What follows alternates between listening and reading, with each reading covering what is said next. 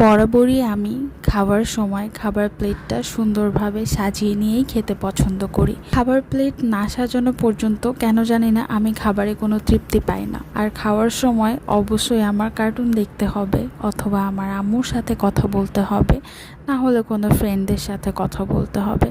আমি কেন জানি না একা একা খেতেই পারি না, কিন্তু আজকাল একা থাকতে হয়, তাই একা একাই খেতে হয়। এটা ছিল আমার পরপর 3 দিন ডায়েট করার পর চতুর্থ দিনের ভাত খাওয়া। আমি 3 দিন টোটালি কোনো ভাত খাইনি, কিন্তু ভাত বাদে অন্য অনেক কিছু খেয়েছি। সাডেনলি আমার চোখের সামনে আসে একটা ভিডিও, যেটা ইলিশ মাছ দিয়ে কালো জিরা অ্যান্ড সর্ষে ইলিশের একটা ভিডিও।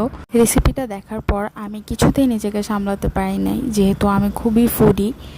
তো আমি সাথে সাথে এই রেসিপিটা ট্রাই করে ফেলেছি অ্যান্ড মাছটা বেসিক্যালি অনেক মজা ছিল।